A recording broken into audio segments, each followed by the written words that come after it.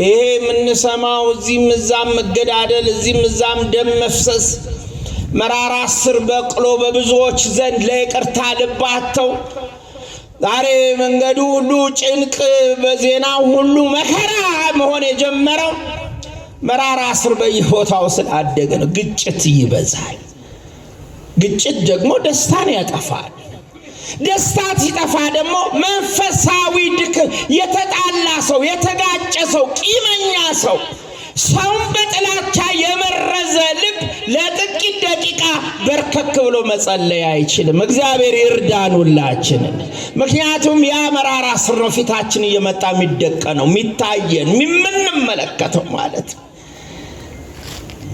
የማህበረሰብ ጉዳት የጤና ችግር ደግሞም በረከትን ያጠፋል። እንዴ ሰው ምን እያለ ነው? በርግጥ እኔ መራራ ስር ውስጥ በቅሏል ብላችሁ ልትጠይቁኝ ትችሉ ይሆናል። አዎ እኔ ምልክቶቹን ነው ምነግራችሁ። ምልክቶቹ ካለባችሁ ጸልያችሁ ሂዱ። እግዚአብሔር ይርዳን ሁላችን። መራራ ስር ሰው ውስጡ እየበቀለ እየገዛው መሆኑን የሚያሳዩ መንፈሳዊ ምልክቶች አሉ። ልክ ሐኪም ለአንድ የሰውነት ህመማችን ምልክት ይሆናሉ ብሎ የሚገምታቸውን እየዘረዘረ እንደሚነግረን ወይም እንደሚጠይቀን ሁሉ የእግዚአብሔር ቃልም ሰው በመራራ ስር እንደ ኤሳው ዝሙትም ሊሆን ይችላል፣ ርኩሰትም ሊሆን ይችላል፣ ጸብም ሊሆን ይችላል፣ ሐሜትም ሊሆን ይችላል፣ ሟርትም ሊሆን ይችላል፣ የሰው ገንዘብ መውሰድም ሊሆን ይችላል፣ ዘረኝነትም ሊሆን ይችላል፣ በፖለቲካ ውስጥ መመረዝም ሊሆን ይችላል። ምልክቶቹ ግን እነዚህ ናቸው። ይቅርታን አለመቀበል። እግዚአብሔር ይቅርታ ልብ ይስጠን።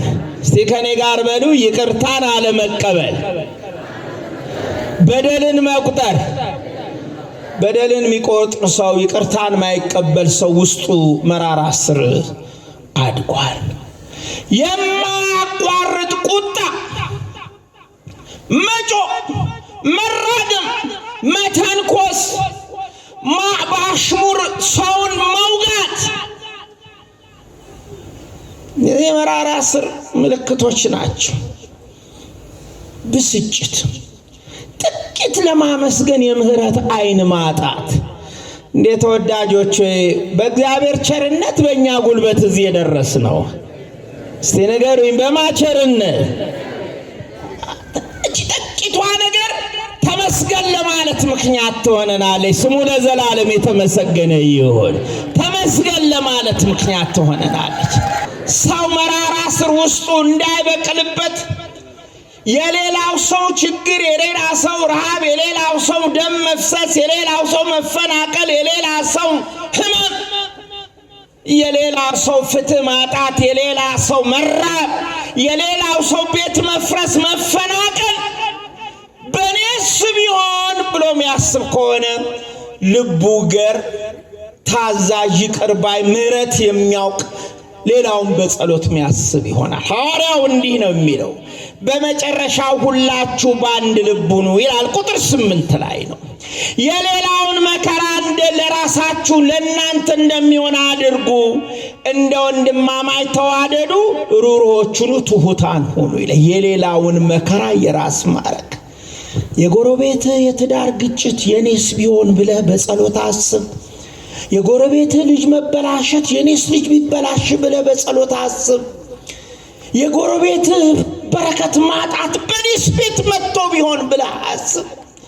የመንደር ውከት፣ የመንደር ጸብ፣ የመንደር የሀገር ውከት፣ የሀገር ጸብ በኔስ ቢሆን ብዙ ሰዎች ዛሬ የሌሎችን መከራ የራስ ለማድረግ ጆሮአቸውን ደፍነዋል። ጆሮአቸውን በጥጥ ደፍነዋል። እንደውም የሰው መጎሳቆል፣ የሰው መፈናቀል፣ የሰው ሞት፣ የሰው መከራ፣ የሰው ችግር ላለመስማት እምቢ ያለ ብዙ ትውልድ የበዛበት ዘመን ላይ ደርሰናል። እግዚአብሔር ልቦና ይስጠለሁላችሁ። እምቢ ብለናል። በራሳችን ኮንፈርት ዞን ውስጥ ነው ያለነው። ጉዳዩ እኛ ጋር አይምጣ እንጂ፣ ጉዳዩ እኛን አይዳስ እንጂ፣ ጉዳዩ እኛን አይንካ እንጂ የሌላው ችግር የሌላው መከራ ማያሳስበው ትውልድ በስቷል። የዚህ የኒው ጄኔሬሽን የአዲሱ ዘመን ትውልድ የአልፋ ጄኔሬሽን ትውልድ የዚህ የኤአይ ትውልድ ውጤት ነው። ሰዋዊነት እየጠፋ ለሰው ማዘን እየጠፋ የሌላውን መከራ የራስ ማረግ እንደ ነውር ብቻ ሳይሆን እንደ ኀፍረት የሚቆጥሩ ብዙዎች እንዲበዙ ሆነዋል። ደጉ ሳምራዊ ትዝ ይላችኋል? የወደቀውን ወንበዴ የደበደቡትን ሰው አንስቶ ለአስታማሚ ሰጥቶ አክሞ ቀሪውን ጊዜው እንዲያሽሉት ነው ጌታ በሉቃስ ወንጌል የነገረን። ዛሬ ዘጉድ ሰመርቲያን እያለ ዓለም ሁሉ በጎ ማድረግን ምሳሌ ያደረገው ዘሩ፣ ሃይማኖቱ፣ አካባቢው ከማይገናኘው ሰው ጋር ዘሩ፣ አካባቢው፣ ሃይማኖቱ የሚገናኙ ጥለውት ሲያልፉ እሱ ግን ሰዋዊነቱ ይዞት የሌላውን መከራ የራስ አድርጎ ተቀበለ። እንዲህ አይነት ልቦና ይስጠለሁላችሁ። እንደሚከብዳችሁ አውቃለሁ። ይህን ለማድረግ እየተጨነቅን ስላለ ትናንት የትግራይ ጦርነት የኛም ጦርነት ነው ብለን ብንጸልይ ሱባኤ ብንገባ እግዚኦ ብንል ዛሬ በሰሜኑ በአማራው ዛሬ በኦሮሚያ አካባቢ ዛሬ በሌላው ጋር የምንሰማው ግጭት እግዚአብሔር ያቆመው ነበረ። ዛሬም አልረፈደም። ማረን እንበለው። የሌላውን መከራ የራሳችን እናድርግ። እግዚአብሔር መከራን ሁሉ ከሀገራችን ያርቅልን። ፈራጁ እግዚአብሔር አለ፣ ለሁሉ እንደየስራው የሚሰጠው የገደለውንም የበቀል ዋጋውን የሚሰጠው ፍትህ ያጣመመውንም ዳኝነቱን የሚያሳየው በላይ ማን አለ? ለባልቴቲቱ በላይ ማን አለ? ለድሃ አደጉ በላይ ማን አለ? ዘር ለሌለው በላይ ማን አለ? ነገድ ለሌለው በላይ ማን አለ? ባለስልጣን ለሌለው በላይ ማን አለ? እረ በላይ ላለው ልልብላችሁ ምስጋና አቅርቡለት። በላይ ያለው የረዳችሁ ድገሙና ልልብላችሁ አመስግኑ። በላይ ያለው ከክፉ ሁሉ ያስመለጣችሁ ልልብላችሁ አመስግኑ። በላይ ያለው የጠላትን ማሰራ የፈታላችሁ ተመስገን ብላችሁ አመስግኑ። ምስጋና ለስሙ ይሁን። በላይ ማን አለ? እግዚአብሔር አለ። የአምላካችን የእግዚአብሔር ስም የተባረከና የተመሰገነ ይሁን። የሁላችን እናት ቅድስተ ቅዱሳን ወላዲተ አምላክ በረድኤት በበረከት በእናትነት ፍቅሯ በአማላጅነቷ ሁላችንንም ትጠብቀን። ሁል ጊዜ ደስ የሚል ዜናን የሚያጽናና መልእክትን ከመከራም የሚያወጣው ታዳጊው መልአክ ሊቀ መላእክት ቅዱስ ገብርኤል በቤቱ ተሰብስበን ደጅ እየጠናን ያለነውን ሁሉ እንደየልቦናችን መሻት እንደየልቦናችን ፍላጎት እንደገጠመን ችግርና መከራ ሁሉ መልአኩ ከፊትም ከኋላም ሆኖ በዙሪያችን ከትሞ ሰይፉን መዞ ያጋንንትን ኃይል ጥሎ ሰብሮ አጥፍቶ በደስታ በሰላም በፍቅር እንድንኖርና የክርስቶስን መንግሥት የምንወርስበትን የጽድቅ ሥራ እንድንሰራ በመንገዳችን ሁሉ እንዲመራን የእግዚአብሔር ቅዱስ ፈቃዱ ይሆንልን። አላረዝምም፣ ጊዜው እንደሄደ አስባለሁ። መራራ ስር በሚል አጠር ያለች ለቁመቴ የወንጌል ሐሳብ ነግራችኋለሁ። መነሻ ጥቅሳችን ብዙዎቻችሁ የምታውቁት ነው። ዕብራውያን ምዕራፍ 12 ቁጥር 15 ነው።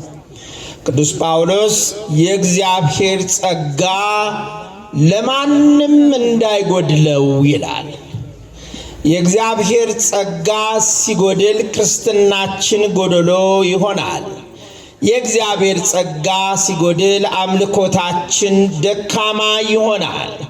የእግዚአብሔር ጸጋ ሲጎድል በእምነት ጸንተን ለመቆም እንቸገራለን። የእግዚአብሔር ጸጋ ሲጎድል እኔነት ይበዛል፣ ትምክህት ይበዛል፣ መታበይ ይበዛል፣ በስራዬ ማለት ይበዛልና የእግዚአብሔር ጸጋ ለማንም እንዳይጎድለው ብዙዎች የሚረክሱበት አንድ መራራ ስር ወደ ላይ በቅሎ እንዳያስጨንቅ ብሎ ለዕብራውያን ሰዎች ይህንን መልእክት ጽፏል። ተወዳጆች ሆይ ዛሬ በኦርቶዶክሳውያኑ ማህበረሰብ ውስጥ ይሄ ቅዱስ ጳውሎስ ማስጠንቀቂያ አጥብቀን ልንሰማው፣ አጥብቀን ልናየው፣ አጥብቀን ልንረዳውም የሚገባ መልእክት የሚሆን ይመስለኛል። ምክንያቱም ይሄ መራራ ስር በለምለም አፈር ውስጥ ተደብቆ ስር ሰዶ ስር ምሶ ሌሎቹን ተክሎች አጨንግፎ እሱ ያቆጠቆጠ እየወጣ ሁለንተናን የሚቆጣጠር በመሆኑ የመራራ ስር ማደግ የሚሆኑ ምልክቶች በእያንዳንዳችን ኑሮ ውስጥ ዛሬ እንደ ቀልድ እየታዩ ይገኛሉ። መራራነት እውነት ነው ከትንሽ ይጀምርና ነገር ግን ልክ እንደ አረም ስፍራ ወስዶ ብዙ ቦታን አካሎ ግንኙነትን፣ ህብረትን፣ ቅድስናን፣ መንፈሳዊነትን ሁሉ አዳክሞና አበላሽቶ በአምልኮት መልክ ብቻ እንድንጓዝ ሕይወትን በክርስቶስ ያለንን እምነት የሚያቀጭጭ ክፉ ሐሳብ ነው። ዛሬ ሁላችሁም እንደምታውቁት ብዙ የመራራነት ስር ምክንያቶች እንዲያቆጠቆጥ ምክንያት የሆኑ ብዙ ሐሳቦች፣ ብዙ ያኗኗር ዘይቤዎች በእኛ ውስጥ ይታያሉ። ነው ቀለል አድርጎ አማርኛዬን ሳላከብድ እንድትረዱት ለመራራ ስር ማደግ ምክንያት ከሚሆኑ ጉዳዮች መካከል እኒህ ሰባቱ በጣም ጽኑ የሆኑ እውነት ናቸው። ብዙዎቹን ያጠቃልላሉ። የመጀመሪያው ይቅርታ ለማድረግ ነው።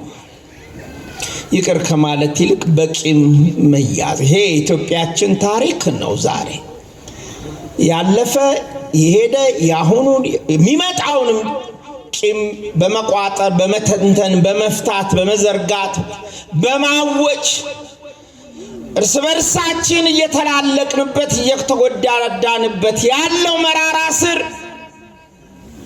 ይቅር አለማድረግ ነው። ይቅር አለማለት ነው። እግዚአብሔር ልቦና ይስጠን ለሁላችን። ሁለተኛው ቅናት ነው። መጽሐፍ ቅናት አጥንትን ታነቅዛለች እንዳለ ዛሬ በዚህ ማህበረሰብ ውስጥ ሌሎች በሚገጥማቸው በጎ አኗኗር ወይም ስኬት ወይም በረከት የተሻለ ሕይወት፣ የተሻለ ትዳር፣ የተሻለ ኑሮ፣ የተሻለ የትምህርት ደረጃ ብዙዎቻችን እንዳጋጣሚ ወይም ከኛ የስንፍና ሕይወት የተነሳ በዚህ መስመር ውስጥ ባለመሆናችን በቅናት መንፈስ የሚያሰው እጅግ ብዙ ነው። ቅናት አጥንትን ማንቀዝ ብቻ ሳይሆን የመራራ ስር መገለጫ ዋነኛው ይሆናል። ተደጋጋሚ ብስጭት፣ ኩራት፣ አሉባልተኝነት፣ የምስጋና እጥረት። እስቲ ተመስገን በሉ ሁላችሁ። ድምጻችሁ ያንሳል። ተመስገን በሉ። ለምን መሰላችሁ ተመስገን በሉ ምላችሁ? የብዙዎቻችን ሕይወት በተለይ በአሁኑ ወቅት በምሬት የተያዘ፣ የምሬት ምክንያቶቻችን ደግሞ አንዱን ነክቶ ሌላውን የሚተው ሳይሆን እንደ ሰንሰለት የተሳሰረ ማህበረሰብን ሙሉ የዋጀ የነካ የዳሰሰ የዳበሰ ብዙ ምሬቶች በሕይወታችን ውስጥ ገጥመውን ተመስገን ለማለት ሰይጣን አንደበታችንን ይይዘዋል። እስቲ ድገሙና ተመስገን በሉ። ብዙ ቦታ እናገረዋለሁ። አንድ ጊዜ ከሚካኤል ሲሄድ እንደ ሞኝ በመደጋገሜ በተለይ ሶሻል ሚዲያዎቹ ሰዎች ሁሌ ስለሚያስተላልፉት እንደ እብድ እንዳትቆርጡኝ እንደ ፌዘኛ ቸኩዬ በጓሮ በኩል እገባለሁ። አዲስ በተሰራው ድሮ ሰባኪ ወንጌል ሆኜ ሰርቻለሁ ዘራይ 30 ዓመት ግድም እና ስራ ቦታ ትንሽ በስጨት ብዬ ነው የደረስኩት። ግን ስደርስ መዝሙር ይዘምራል። አውደ ምሕረት ላይ አንዲት ምስኪን ደሃ ደግሞ የለመነችው ምግብ ወዲህ ወዲያ ያያረገች መዝሙሩን ትዘምራለች። እንዲህ አይነት ልብ ይስጠላሁላችሁ። በምንም አይነት አኗኗር ውስጥ ብንሆን ማንን ነው ተመስገን ማለት የሚገባል? ድገሙልኝ። ማንን ነው? ከፋን እንኖራለን፣ ተደሰትን እንኖራለን፣ ያገኘን እንኖራለን፣ የጨበጥነው የጠፋብን ወይም ያጣነው እንኖራለን። በትዳር በረከት ውስጥ ከሚስት ጋር ተያይዘን ተመስገን ለማለት አሁን 200 ምናምን ሺህ ብር እንደሰጡት ሰውዬ የመጣን ልንኖር እንችላለን። ትዳር መከራ ሆኖብን ውጋት ሆኖብን አረ ልንል የመጣን ልንኖር እንችላለን። ወይም በብዙ አይነት አኗኗር ውስጥ የመጣን ልንኖር እንችላለን። ግን ማንን ነው ተመስገን ምንለው? ይቺ ሴት ዘመረችው አብራ መዝሙር ከኑሮዋ ጋር በሰውኛ ቋንቋ የሚገጥም አልነበረም። ሰው ለምኖ ፍርፋሪ ይዞ ቸርነት ነው ያደረሰኝ እስከ ዛሬ ላመስግን የኔ ጌታ በዝማሬ እንዲህ የደረሳችሁ እልል ብላችሁ እግዚአብሔርን አመስግን። መስገን አንዱ መራራ ስር በሕይወታችን ውስጥ እንዲያድግ ከሚያደርጉት ትልቁ ችግር ይሄ ነው። የሶርያው ሊቅ ቅዱስ ኤፍሬም ቁጣን የሚይዝ ልብ እንደተተወች ማሳ ነው፣ የማያመሰግን ልብ እንደተተወች ማሳ ነው። የጥላቻ አረም ካልተወገደም መልካሙን ዘር ሁሉ አንቆ ይጨርሰዋል ይላል። ተመስገን በሉ ወገኖች ሁላችሁ። ማን ይመስገን? እግዚአብሔር የተመሰገነ ይሁን። ይሄ መራራ ስር እንደ ሀገር፣ እንደ ቤተ ክርስቲያን፣ እንደ ማህበረሰብ፣ እንደ ትዳር፣ እንደ ቤተሰብ፣ እንደ ጓደኝነት እየተስፋፋ ከመጣ የሚፈጥራቸው በጣም መጥፎ ነገሮች አሉ። አንዲት ሴት ብዙ ጊዜ በጎ ነገር ስላላ በቢሮዋ ቀድማ ገብታ ቢሮዋን አሳምራ ምን ብላ ጥሩ መዓዛ ሰጥታ ጓደኞቿ ሲመጡ በደስታ ያን ቢሮ ወደውት ይቀመጣሉ። አንድ ቀን አለቃቸው መጣና እሷም አለች ሌላም ሰው አለ። እሷን ትቶ ሌላውን ሰው በጣም አመሰግናለሁ፣ ይሄን ቢሮ በጧት እየገባ ስለምታጸዳ ጎበዝ፣ ለአንተ ልዩ ሽልማት ደግሞ ይገባሃል አለው። መዓዛው ራሱ የሚያምር ውበት ያለው ቢሮ አድርገዋል አለው። ያ ሰው እሷ ናት አላለም፣ ምስጋናውን በፈገግታ ተቀበለ። በዛች ሴት ውስጥ መራራ ስር መብቀል ጀመረ። ከዚህ ሰውረን ሁላችን እንዴት እኔ እየሰራውን እንዴት እኔን ምንል ይሄ መራራ ስር ውስጣችን እንዲበቅል የሚያደርገን ብዙ ሰዎች አለን። ተበሳጨች፣ አዘነች፣ ተከዘች፣ ቢሮ ማጽዳት ተወች። በጣም ደከመች። ልቧ ለዛ ሰው ፍጹም ሰላም አጣ። ናቀችው፣ ጠላችው። አንድ ቀን ግን ጸለየች። እግዚአብሔር ይሄን መራራ ስራ አስወግድልኝ አለች። መራራውን ስራ ያስወግድልን። ግንኙነቷ ተበላሸ ቢሮ ውስጥ። ያ ጎበዝ ወጣት ጉዳዩን በአግባብ ስለተረዳ በእግዚአብሔር ፊት ይቅርታ ጠይቆ ሄደና ላለቃው ይሄን ቢሮ እኮ የምታጸዳ እህታችን ናት እንጂ እኔ አይደለሁም አለ። አያችሁ፣ ግንኙነት እንዳይበላሽ አለቃው መጣና እሷን አመሰገነና ለተፈጠረው ነገር ይቅርታ ጠየቃት። ስለዚህ መራራ ስር ሲበቅል ሁሉ ጊዜ የመጀመሪያው ነገር የሚፈጥረው ግንኙነትን ያደፍረሰ። ባልና ሚስት ጥቂቷ መራራ ስር በእናንተ መካከል የጠነከረ ልዩነት ትፈጥራለች። ለትንንቅ፣ ለድብድብ፣ ለስድድብ፣ ለፍቺ፣ ለመለያየት የሚያደርስ ጓደኛሞች፣ አብራችሁ ምስሩ ባልደረባዎች እግዚአብሔር መራራ ስርን ያስወግድልን። ሁለተኛው ግጭት ነው። ይሄ የምንሰማው እዚህም እዛም መገዳደል፣ እዚህም እዛም ደም መፍሰስ መራራ ስር በቅሎ በብዙዎች ዘንድ ለይቅርታ ልባቸው ዛሬ መንገዱ ሁሉ ጭንቅ፣ በዜናው ሁሉ መከራ መሆን የጀመረው መራራ ስር በየቦታው ስላደገ ነው። ግጭት ይበዛል። ግጭት ደግሞ ደስታን ያጠፋል። ደስታ ሲጠፋ ደግሞ መንፈሳዊ ድክም፣ የተጣላ ሰው፣ የተጋጨ ሰው፣ ቂመኛ ሰው፣ ሰውን በጥላቻ የመረዘ ልብ ለጥቂት ደቂቃ በርከክ ብሎ መጸለይ አይችልም። እግዚአብሔር ይርዳን ሁላችንን። ምክንያቱም ያ መራራ ስር ነው ፊታችን እየመጣ የሚደቀነው፣ የሚታየን፣ የምንመለከተው ማለት ነው። የማህበረሰብ ጉዳት፣ የጤና ችግር፣ ደግሞም በረከትን ያጠፋል። እንዴ ሰው ምን እያለ ነው? በእርግጥ እኔ መራራ ስር ውስጤ በቅሏል ብላችሁ ልትጠይቁኝ ትችሉ ይሆናል። አዎ እኔ ምልክቶቹን ነው ምነግራችሁ። ምልክቶቹ ካለባችሁ ጸልያችሁ ሂዱ። እግዚአብሔር ይርዳን ሁላችን። መራራ ስር ሰው ውስጡ እየበቀለ እየገዛው መሆኑን የሚያሳዩ መንፈሳዊ ምልክቶች አሉ። ልክ ሐኪም ለአንድ የሰውነት ህመማችን ምልክት ይሆናሉ ብሎ የሚገምታቸውን እየዘረዘረ እንደሚነግረን ወይም እንደሚጠይቀን ሁሉ የእግዚአብሔር ቃልም ሰው በመራራ ስር እንደ ኤሳው ዝሙትም ሊሆን ይችላል፣ ርኩሰትም ሊሆን ይችላል፣ ጸብም ሊሆን ይችላል፣ ሐሜትም ሊሆን ይችላል፣ ሟርትም ሊሆን ይችላል፣ የሰው ገንዘብ መውሰድም ሊሆን ይችላል፣ ዘረኝነትም ሊሆን ይችላል፣ በፖለቲካ ውስጥ መመረዝም ሊሆን ይችላል። ምልክቶቹ ግን እነዚህ ናቸው። ይቅርታን አለመቀበል። እግዚአብሔር ይቅርታ ልብ ይስጠን። እስቲ ከኔ ጋር በሉ፣ ይቅርታን አለመቀበል። በደልን መቁጠር። በደልን የሚቆጥር ሰው፣ ይቅርታን ማይቀበል ሰው ውስጡ መራራ ስር አድጓል።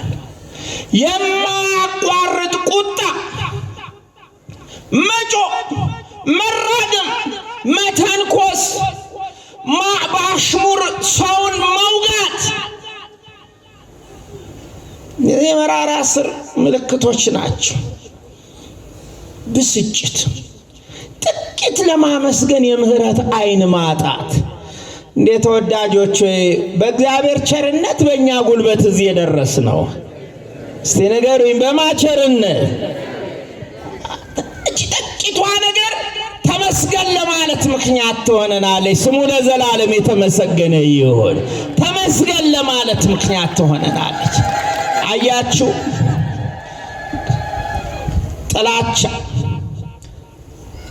ንዴት፣ ምህረትን ማጣት፣ ከእግዚአብሔር መራቅ፣ የጸሎት ድካም፣ የመንፈስ እርካታ ማጣትና ተደጋጋሚ የማይፈታ ግጭት ውስጥ ምንገባ ከሆነ መራራ ስር ይዞናል ማለት ነው። አንቆናል፣ አድጓል፣ ሰፍቷል፣ ስፍራ ይዟል፣ ስር ሰዷል፣ ቦታ አካሏል። ለክርስትናችን፣ ለማህበራዊ ግንኙነታችን፣ ለትዳርም ቢሆን፣ ለስራም ቢሆን፣ ለአብሮ አደግነትም ቢሆን፣ ለኮሚቴ ስራም ቢሆን፣ ለመንፈሳዊ ሐሳብም ቢሆን እነዚህ ነገሮች እንቅፋት ናቸው። እንዴት እናስወግዳቸው? የሚገርም ነው። ይህንን የመፍትሄ ሐሳብ የቅዱስ መጽሐፍ የምነግራችሁ ከአንደኛ ጴጥሮስ ምዕራፍ 3 ከቁጥር 8 እስከ 12 እና ሁለት ጥቅስ ደግሞ ከቅዱስ ጳውሎስ መልእክት ጨምሬ እጨርሳለሁ። የመጀመሪያው የሌላውን መከራ የራስ ማድረግ። እስቲ ከኔ ጋር በሉ፣ የሌላውን መከራ።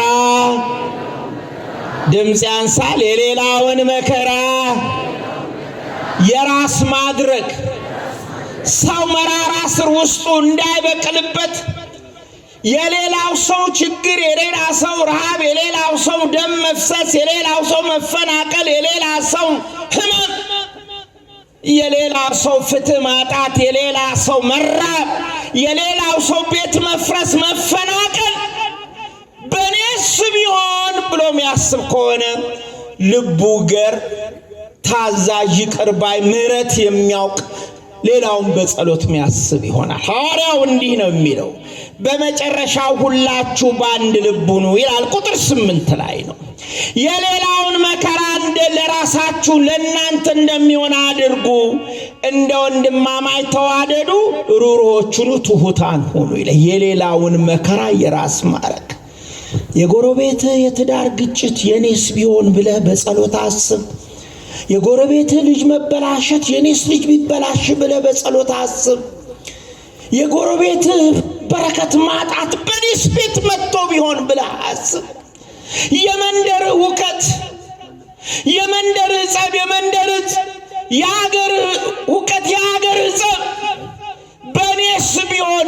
ብዙ ሰዎች ዛሬ የሌሎችን መከራ የራስ ለማድረግ ጆሮ ጆሮአቸውን ደፍነዋል፣ ጆሮአቸውን በጥጥ ደፍነዋል።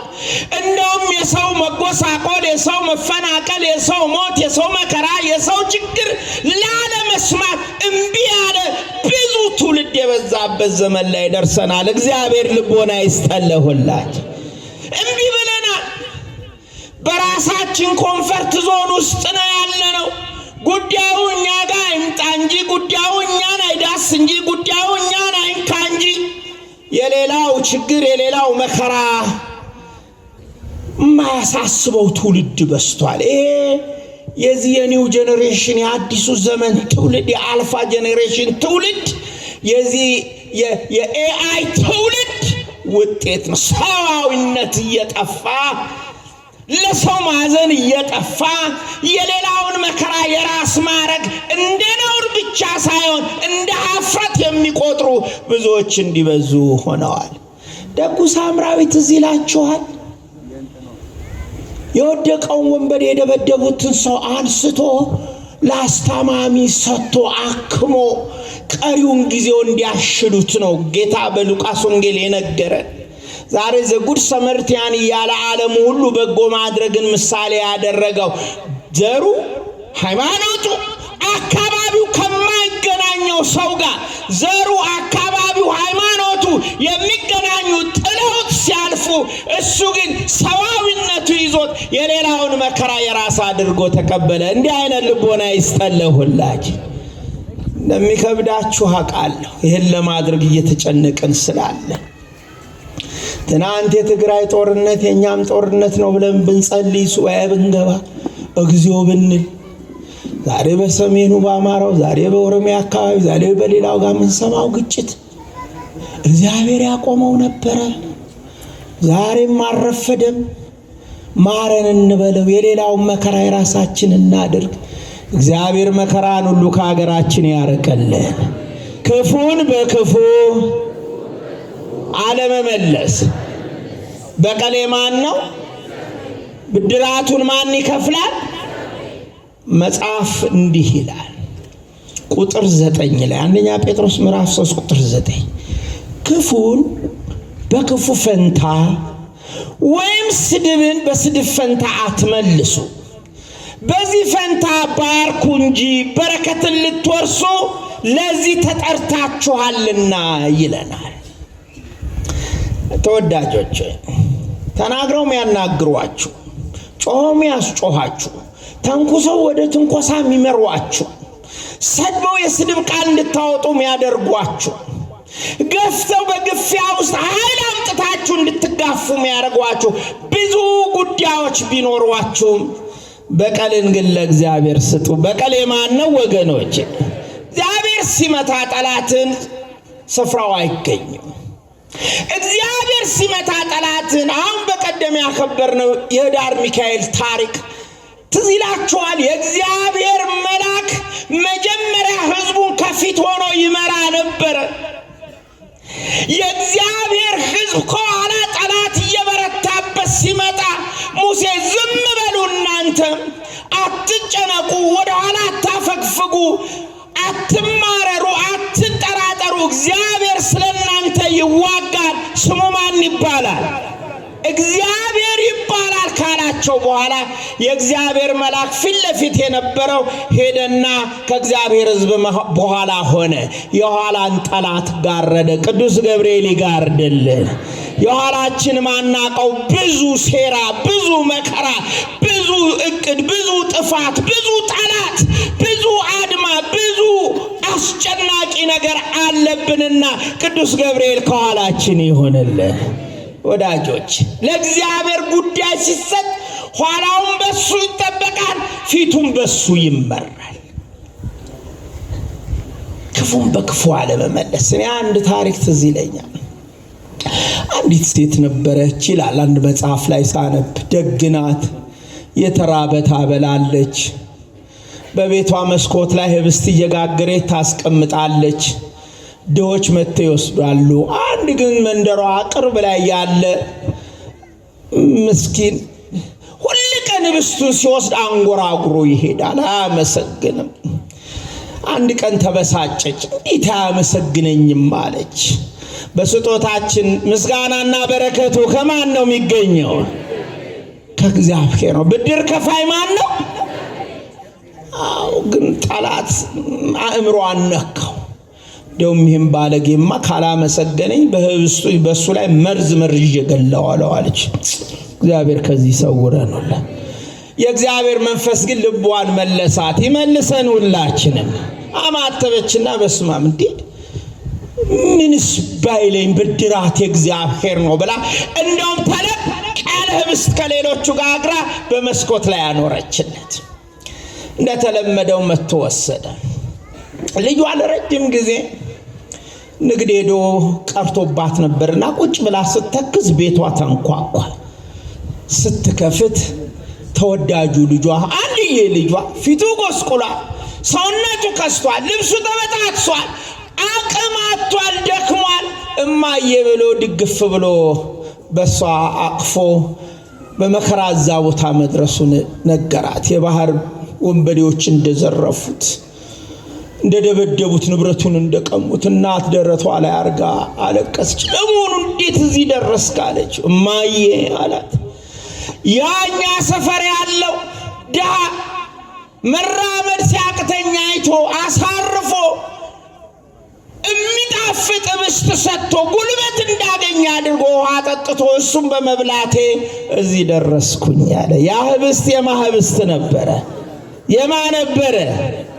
እያችሁ በጎነት ሁል ጊዜ በበረከት ይከፈለናል። ያደርግልን ለሁላችን።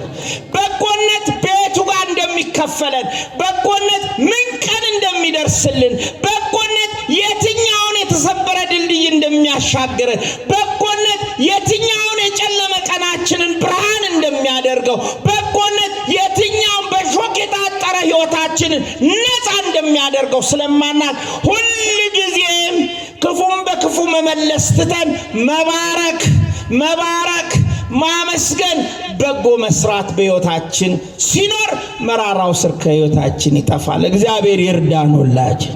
ሶስተኛው ፈጠን እያልኩ ነው። መራራ ስር እንዲጠፋ አንደበታችንን እንግዛ። ከኔ ጋር በሉ፣ አንደበትን መግዛት በሉ። ምንን መግዛት? የዛሬ ዘመን አንደበት በጣም ከባድ ሆኗል። ድሮ ሐሜት ነበር፣ ባክቢቲንግ የምትሉት። ዛሬ ነገር ዓለሙ ሁሉ ይሄ አልፋ ጄኔሬሽን ላይ ስለደረስን በዚህ ሞባይል ላይ እየተጻፈ በዚህ ሞባይል ላይ በኤአይ እየተሰራ የሚፈለገው ይሰደባል፣ የሚፈለገው ይረገማል፣ የሚፈለገው ይተቻል፣ የፈለገውን ነገር ይደረጋል። እግዚአብሔር አንደበታችንን ያከናውንልን። እግዚአብሔር አንደበታችንን የሰጠን እንድናመሰግን እንድናከብረው በእግዚአብሔር ሐሳብ የተሞሉ ቃላቶችን እንድንናገርበት ነው። ቁጥር 10 ላይ ምን ይላል? ቅዱስ ጴጥሮስ የመዝሙረኛውን ዳዊትንም ቃል ተውሶ ነው። ሕይወትን ሊወድ መልካሞችንም ቀኖች ላይ የሚፈልግ ሰው ምላሱን ከክፉ ከንፈሮቹንም ተንኮል ከመናገር ይከልክል ይላል። እግዚአብሔር አንደበታችንን ያከናውንልን። የሚራገም አንደበት መራራ ስር የበቀለበት ነው። ክደት የሚያወራ አንደበት መራራ ስር የበቀለበት ነው። ባልንጀራን ምሎ የሚክድ አንደበት መራራ ስር የበቀለበት ነው። ዋሽቶ የሚያጣላ አንደበት መራራ ስር የበቀለበት ነው። ስለዚህ አንደበታችንን እግዚአብሔር ያከናውንልን። ተወዳጆች ሆይ አንደበት ክፉ ነው። ሰውየው በህልሜ የአገረ ገዢውን እጅ አስሬ ስገርፈው አደርኩ ብሎ ለሚስትየው ይነግራታል። ይሄ ግብር የሚጭንብንን ያ ክፉን አገረ ገዢ በህልምህ ለመሆኑ አንተ ስትገርፈው እጁን ማን ያዘልህ አለችው። አንቺ ጀግናዋ ሚስቴ ነሻ ይላታል። ጉድ እኮ ነው። የኔ ባል እኮ ነው። በሁለመናህ ድንቅ ነው፣ በእውኑም ድንቅ ነው፣ በህልምም ድንቅ ነው ትለዋለች። ጥሩ ነው ሚስቶች ባላችሁን ማድነቅ አይደል ወገኖቼ? ባሎችም እንደዛው። ብዙ ጊዜ እናገረዋለሁ። እኔ አሜሪካን ሀገር ሄጄ አንድ ቤተክርስቲያን ሳስተምር ግዴላችሁም ባሎች ሚስታችሁን ውዴ በሏት፣ እሷም የኔ ውድ ትልህና ጧት ጥሩ ጥሩ ቁርስ ታበላሃለች አልኳቸው። አንዲት ሴትዮ መጣችና አባታችን አለች፣ ይገርሞታል ውዴ አለኝ እኮ ባሌ እስከ ዛሬ ብሎኛ አያውቅም ነበር የሚለኝ። እንደውም በዛ በፈረንጅ ሀገር ጥሩ ነው መጣ ልቡ ባይገናኝም አንደበቱ ይገናኛል። ስዊት ምናምን ይባባላሉ፣ ሃኒ ይባባላሉ። እኛ እንኳን ይሄ ብዙ አልጻፈብንም። አንቺ ነው ብዙ ጊዜ የሚቀናል፣ አንተ ነው የሚቀን። እንደው አባታችን ከተጋባን 15 ዓመት ነው ውዴ ሲለኝ ልቤ ትርክክ አለ እና ምን አልሽው አንቺ ውድዬ ያልኩት እኔ ነው። ደስ አይልም ማለት እና እንዴት አይነት ቀን አሳለፋችሁ አልኳት። የተባረከ ቀን በቃ እንዴት የልንገሮት አባታችን ተፍ ተፍ ስንል ለምሳውም ለራቱም ከቤተ ክርስቲያን ተመልሰን ስለነበረ እንዴት ብዬ ልንገሮት አለች። እግዚአብሔር እንዲህ አይነት ልቦና ይስጠልሁላል። ምክንያቱም ባሎች እንዲህ ልትሆኑ ይገባል። ሚስቶቻችሁን ልታከብሩ፣ ውዴ ልትሏት፣ የኔ ልትሏት፣ ሚስቶችም እንደዚሁ። ስለዚህ ይሄ ሰውዬ ይሄንን ሲላት ወደ ስራ ሲሄድ እሷስ ጥሩ ጥሩ አፍ ያላቸውን ጎረቤቶቿን ጠራችና ባሌ እኮ ዛሬ አገረ ገዢውን ሲገርፍ አደረ አለች። እዚህ አካባቢ ቤተ መንግስት ስለሆነ ያስፈራል ይሄን መናገር። በእርግጥ እዚህ ጋር እኔ በዚህ ደረጃ አይደለም እያወራ ያለሁት አቅሜን ስለማቅሽ ወገኖች፣ የድሮ ተረት ነው ማወራው። እና ከዛ በኋላ ያልክሳቅ ዝም ብለህ እና ለ5 ሴቶች ትነግራለች። ጉድ ጉድ ጉድ ብለው ይወጡና እነሱ ደግሞ በሌላ ቡና ለ5 ጉዳዩ ተባዛ ማለት ነው። ነጭ ለባሽ ጋር ጉዳዩ ደረሰ። ፈርቼ ነው ቅድም ነጭ ለባሽ ካለ ብዬ ይሄንን ያልኩት። ነጭ ለባሽ ማለት የጆሮ የሚሰሙ ማለት ነው። በኋላ ጡንቻቸው የኔን ሆድ የሚያካክል መጡና ይሄን ሰው እየጨምድደው ሌሊቱን ሙሉ ሲጠበጥቡት አደሩ። አንተ ሁለተኛ እንኳን አገረ ገያችንን በህልም ልታይ እንደው የቤታቸውን አጥር እንኳን ካጠርክ ካየ ከዚህ የባሰ ይደርሳል። ሁለተኛ አረ በፍጹም አለ። ወደ ቤቱ ተጠፍጠፍ አድርገው ጣሉት። ምን ነው ወደ አፌ ያመጣው ነው አላት። ዝም በይ ስም አልጠራም እንኳን ስም ቀርቶ አጥር እንዳታተብያለሁ አለ። በማግስቱ እነዛ ሰዎች መጡ። በር ተንኳኳ። ኧረ ጌቶቼ እንኳን ጌታዬን በህልሜ ላይ ዛሬ አጥራቸውን እንኳን አላየውም። ኖ ለዚህ አልመጣንም። ለመሆኑ ጌታችንን ስትገርፍ እጃቸውን የያዘው ማን ነበረ? ትንሽ ጦሽ ልትደረግ ማለት ነው። ይሄ ማያመሰግን አንደበት፣ ቧልት የሚያበዛ አንደበት። ዳዊት አቤቱ ለአፌ ጠባቂ አኑር ብሏል። እስቲ እንበል ይሄንን ቃል አቤቱ ለአፌ ጠባቂ አኑር። ጽድቅ እንድናወራ፣ በረከት እንድናወራ፣ ሚያንጽ እንድናወራ፣ ሚገነባ እንድናወራ፣ ሚሰበስብ እንድናወራ፣ ሚያበረታ እንድናወራ፣ የመንግስቱን አዋጅ እንድናወራ እግዚአብሔር አንደበታችንን ያከናውንልን። እልል ብላችሁ እግዚአብሔርን አመስግኑ። አራተኛው የጨረስኩ ነው ትምህርቴን።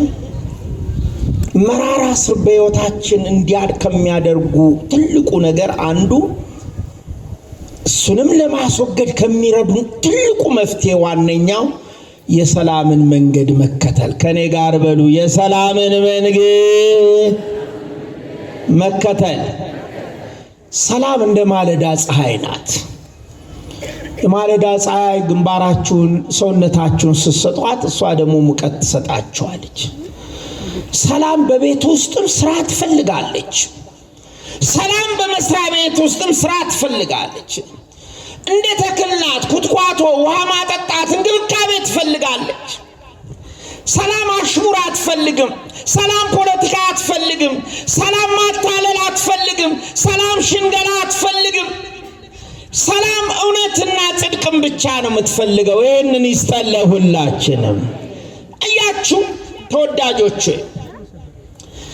ሰላምን የሚፈልጉ ሰዎች ሁል ጊዜ ሰላም ሰራተኞች ስለሚሆኑ የሰላም አምላክ ከነሱ ጋር ይሆናል። ሰላምን ይስጠን ለሁላችን። በቤታችሁ ውስጥ ባልና ሚስቶች ለመገጫጨት ከመነሳት በፊት በተቻለ መጠን ለሰላም ራስን መስጠት ይገባል። እኔ አንድ ታሪክ ላይ ቤተሰቡን የሚያውክ ባል ነበርና አንድ መምህር አባት ማለት ምን ማለት ነው ብሎ ጥያቄ ተማሪዎቹን ጠየቀ። ወንዶች በማርያም ስሙኝ በደም እና ሁሉም እንደ አባታቸው አይነት እንደ አባታቸው ጠባይ ደጉንም ተንከባካቢውንም ኮርኳሚውንም ምኑንም ጻፉ። ያው ሁላችንም ባደግንበት አይነት ያንዱ ጽሑፍ ግን መምህሩን እንደው ቀልቡን ሰረቀ። አባት ማለት አለ በተንኮላተፈ አንደበት እያነበበለት ማታ ማታ አምሽቶ የሚገባ በሉን በልግጫ ብሎ የሚከፍል ቀጥሎ የታለች እናታችሁ ብሎ የሚሳደብ እንጀራ ሲሰጠው ይሄ ነው ወይ መበላው ብሎ የሚደፋ እማዬን ጸጉሯን ለመያዝ የሚሯሯጥ ነው ብሎ ጻፈ። ከዚህ ሰውረኑላችሁ አለ እንደዚህ አይነት ባለው እዛ ጋር አንዱ እንዲህ ትላለች። ስንት አለ በየቤቱ ነው አይደለ? መድኃኔዓለም የያዝላችሁ እናቶች አሜን በይ። ግድ የለሽም ጎሽ ለልጇ ስትል ተወጋይ ትል ነበር እናቴ ድሮ። አሁን ነው የገባኝ እሷ ከሞተች በኋላ መጎዳቷ መወጋቷ ለኔ ስትል መከራ መቀበሏ። እናቶች ያስችላችሁ።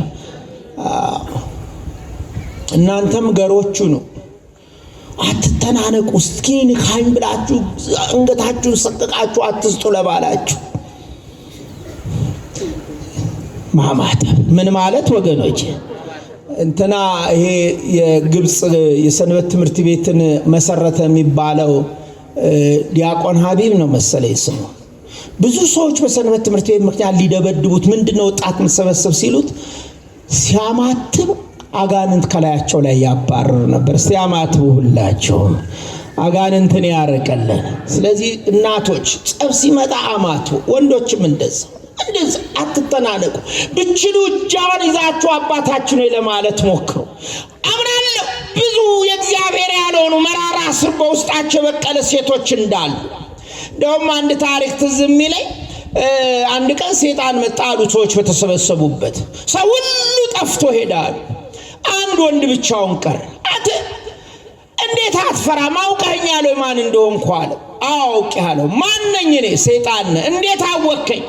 አይ ከእህት ጋር በአንድ ቤት ለ10 ዓመት አብረን ስለምንኖር ነው።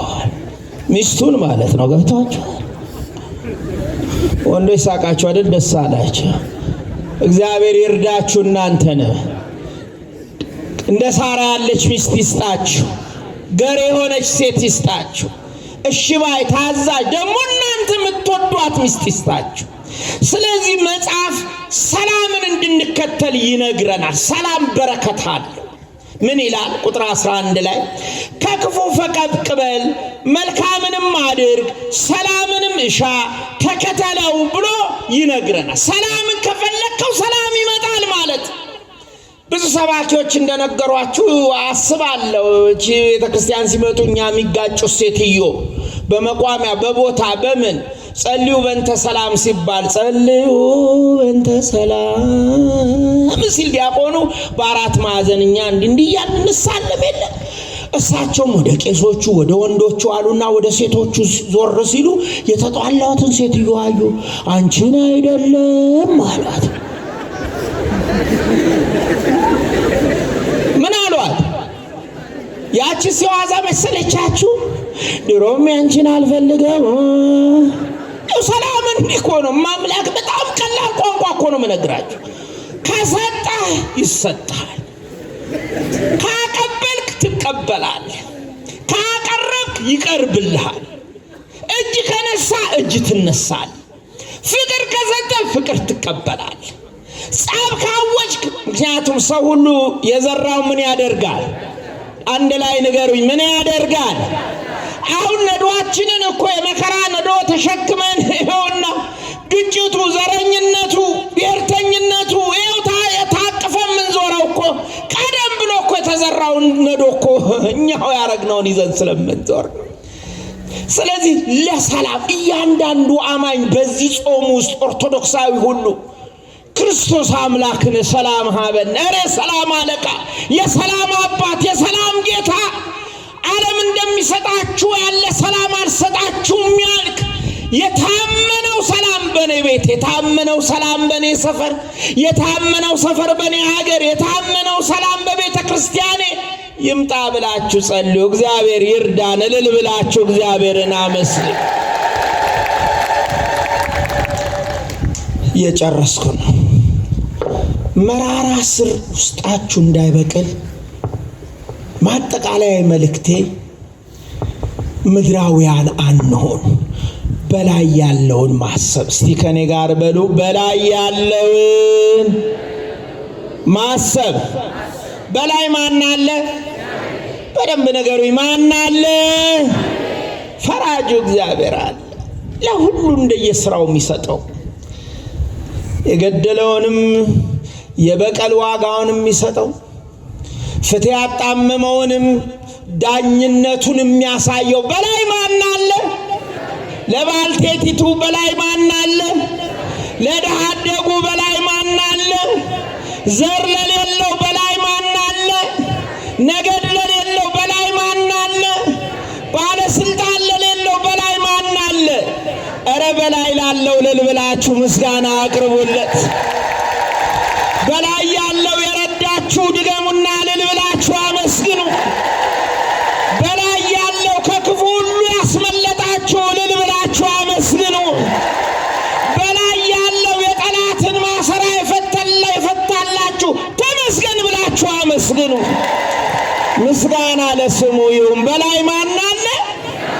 እግዚአብሔር አለ። ሁሉ ጊዜ ነገራችን ምድራዊ ከሆነ መራራው ስር ውስጣችን በቅሏል። በቃ ማፈናፈን አልቻለም።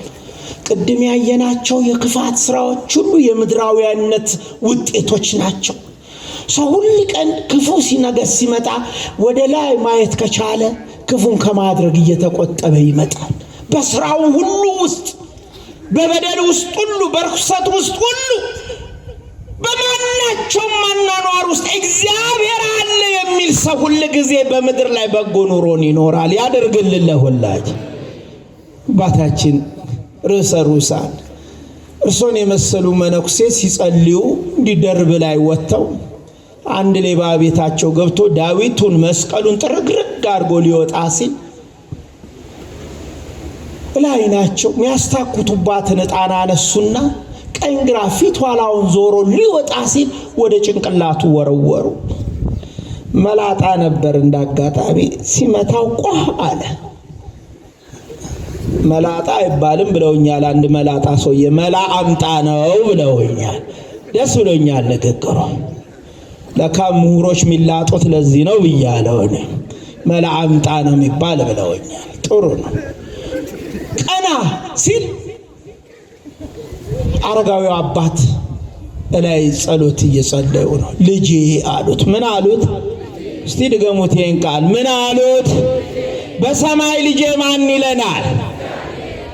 የኃጢአት እቅድ፣ የኃጢአት ፕላን፣ የርኩሰት ፕላን፣ የመርዛማነት ፕላን፣ የዘረኝነት ፕላን፣ የስርቆት ፕላን፣ ፍትሕ ማጣት ፕላን፣ ቤተ ክርስቲያንን የመጉዳት ፕላን፣ የኑፋቄ ክደት ፕላን ላቀድን ሁሉ በሰማይ ልጄ የሚለን ምን አለን? ምን አለን? ያ ልጄ አሉት። ፊትና ኋላን፣ ቀኝና ግራን፣ ዙሪያውን ሁሉ ተመለከት። እባክህ አንዳንድ ጊዜ ወደ ላይ ተመልከት። በላይ ማን ስላለ? እግዚአብሔር። ስለዚህ ቅዱስ ጳውሎስ በቆላስይስ ምዕራፍ 3 ቁጥር 2 ላይ በላይ ያለውን አስቡ እንጂ በምድር ያለውን ብቻ አይደለም ይላል። ሰው በላይ ያለውን የመንግስተ ሰማያትን ነገር ካሰበ መራራ ስር ከውስጡ ተነቅሎ ይወጣል። የመጨረሻ ቃሌ መራራ ስር በውስጣችን በቅሎ ሲያስጨንቀን መራራ ስር የምናስወግድበት ትልቁ መሳሪያ ያለፈውን መርሳት ነው። እስቲ ከኔ ጋር በሉ፣ ያለፈውን መርሳት። ምን ማለት? ጸብ ያለን፣ ቂም ያለን፣ በቀል ያለን። እኔ እግዚአብሔር እቺ ቤተክርስቲያን እቺም በዓለም ላይ ያላስረገጠችኝ የቤተክርስቲያን ክፍል የለም። ደቡብ አፍሪካ የሰማሁት ነገር ሁሌ ልቤን ረፍት ይሰጠዋል። ዜናቸው ላይ ፎርጊቭ ኤንድ ፎርጌት ይላሉ። ይቅር በል ደሞም እርሳው ይላሉ። እስቲ ቺን ቃል አብረን እንበላ። ቂም የወጠረን ሰዎች፣ ጥላቻ ውስጣችን የበቀለብን ሰዎች እንዴት እሱን ይቅር እለዋለሁ እንዴት እምረዋለሁ ብለን ለቄስ ለመነኩሴ ለያዥ ለገናዥ እምቢ ያልን ሰዎች፣ መጽሐፍ ቢደረደርልን ጥቅስ ቢጠቀስልን ዝነኞቹ ሰባኪዎች ይሄ ነው ቢሉን አልሰማ ያልን ሰዎች እስቲ እንበላት። ይቅር በል፣ ድምፅ ያንሳል። ይቅር በል ደግሞም እርሳው። የመርሳትን ጸጋ እግዚአብሔር ይስጠን። መጽሐፋችን የተሞላው በዚህ ውስጥ ነው። ጌታ ይቅር ካላላችሁ ምን አትባሉ? ይቅር አትባሉ።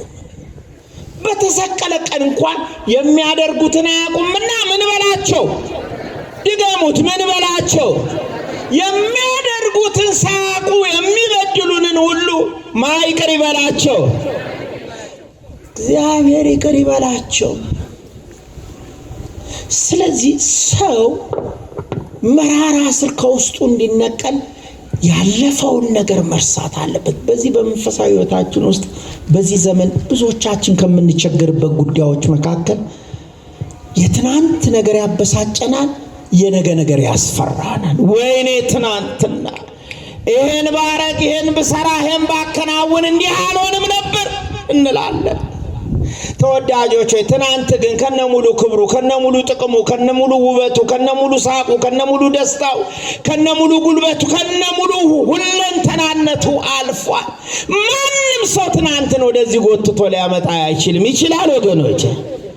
አሁን እኔ ድሮ ብታኝ ሆድ የለኝም፣ ቆቤንም ባው ጸጉሬም ሙሉ ነበረ። ደግሞ ከአንድ 10 ዓመት በኋላ እዚህ ደብር ብመጣ ዚፔን እንኳን መዝጋት አቅቶኝ ምን ነው መምሬ ሳሙኤል እንዲህ ተንገዛገዙ ነው የምትሉኛል? ማያልፍ ነገር የለም። ስለዚህ በትናንት እየተበሳጨን መራራ ስር ውስጣችን ያለ ሰዎች እናስወግደው። ሌላው ነገን ነው የምንፈራው።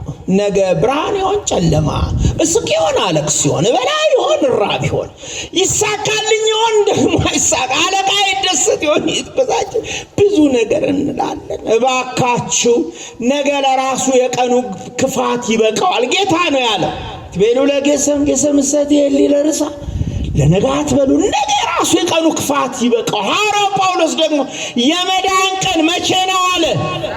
አንድ ላይ በሉልኝ፣ መቼ ነው አለ? አሁን ነው። አሁን እስቲ አሁን በሉ ሁላችሁ። ካይሮስ እና ክሪዮስ የሚባሉ አሁን ጊዜ የለንም፣ የጊዜ አቆጣጠሮች አሉ። አንደኛው እቺ ደቂቃ ጥቂጥቅ እያለ ደቂቃ፣ ሰኮንድ፣ ሰዓት ምናምን ዓመተ ምህረት ዓመተ ዓለም ምንላት ናት። አንደኛዋ ግን የጌታ ቀን የመዳን ቀን አሁን የምትባል የጌታ መለኮታዊ ፈቃድና የኛ ልመና የሚገናኙበት ወቅት አሁን ትባላለች። ይሄ አሁን ለሁላችንም ይምጣልን። ኧረ አሜን በሉ ወገኖቼ። ይሄ አሜን። ይሄ አሁን ለለመንን፣ ለጸለይን፣ ላለቀስን፣ ለደከምን፣ ቀን ለጨለመብን፣ መንገድ ለታጠረብን፣ በልጅ ጦት ለተሰቃየን፣ ትዳር መርዝ ለሆነብን፣ መንፈሳዊነት ለከበደን፣ ጫንቃችን ለተሰበረ ሁሉ ይህች አሁን የተባለችው የእግዚአብሔር ፍቃድ ትድረስልን። እልል ብለህ እግዚአብሔርን አመስግን ወገን። ስለዚህ አንድ ነገር እላችኋለሁ። ቅዱስ ጳውሎስ ፊልጵስዩስ ምዕራፍ 3 ቁጥር 13 ላይ ያለው እስቲ እጃችሁን ዘርጉላችሁ። ዛሬ ስፖርት ነው ማሰራት፣ ዘርጉ በረከት እንድትቀበሉ። ደግሞ የካህን ቃል ነው። ምክረ ካህን ማይሰማ ሰው እርጉም ነው። ዘርጋችን ከኔ ጋር ትላላችሁ። አንድ ነገር አደርጋለሁ ድምፅ ያንሳል። አንድ ነገር አደርጋለሁ፣ በኋላዬ ያለውን እየረሳው በፊቴ ያለውን ለመያዝ እጄን ዘረጋለሁ። በዘረጋችሁት እጅ መጠን በረከት ይግባ። በዘረጋችሁት እጅ ሁሉ ሰላም ይግባ። በዘረጋችሁት እጅ ሁሉ የመላኩ ጥበቃ ከናንተ ጋር ይሁን። በዘረጋችሁት እጅ ሁሉ መከራ ከናንተ ይራቅ። ያለፈውን ረስተን የሚመጣውን መፍራት ትተን የመዳን ቀን አሁን የሆነችውን አክብረን እግዚአብሔርን እንድንኖር ቅዱስ ፈቃዱ ይሁንልን። መራራውን ስር ያስወግድልን። የድንግል ማርያም ምልጃ አይለየን። ሊቀ መላእክት ቅዱስ ገብርኤል ይጠብቀን። ደስ ብሎኛል። አባቴ ወዳጄ መምሬ የሆኑት ርዕሰ ርዑሳን እዚህ ባሉበት ጊዜ መጥቼ በማገልገሌ መልካም የሥራ ጊዜ እንዲሆኑለት እመኛለሁ። ምሁር ናቸው። የእግዚአብሔር ቃል በስርዓት የገባቸው የሥነ መለኮት ምሩቅ ከቴዎሎጂ በዲስቲንክሽን የተመረቁ አባት ናቸው። በቤተ ክርስቲያኒቱም ትምህርት የደከሙ እግዚአብሔር ዕድሜ ይስጥልን በሏቸው ሁላችሁ። ይህንን እንዴት እልልታ እንዲህ ነው እንዲህ አንተ እኔ ቆሜ ተናግሬ ድገሙና እልል በሉ እንጂ ዛሬ ይጠብቅልን አባታችን። ከሁሉም በላይ ወንድሜ ወዳጄ የዛሬው አባቴ የሆኑት መምህር ገብረ ማርያም ሁሉ ጊዜ ሳያቸው በስስት ነበር ማያቸው። ሊቅ ናቸው። ያልዋሉበት ጉባኤ የለም። ሕያውን ነው ምላችሁ። ዛሬ ደግሞ እንግዲህ መቼም ለሚቻለው አይደለም የሚሰጠው። ይሄ ጌታ እንዳለ በአበው ስርዓት በእንጦንስ መንገድ ሄደው ምንኩስናቸውን ተቀብለው ዛሬ የሁላችን አባት ሆነዋልና ያስችላቸው እሳቸውንም ለበለጠው ጸጋና ደግሞ ማዕረግ እግዚአብሔር ያብቃልን።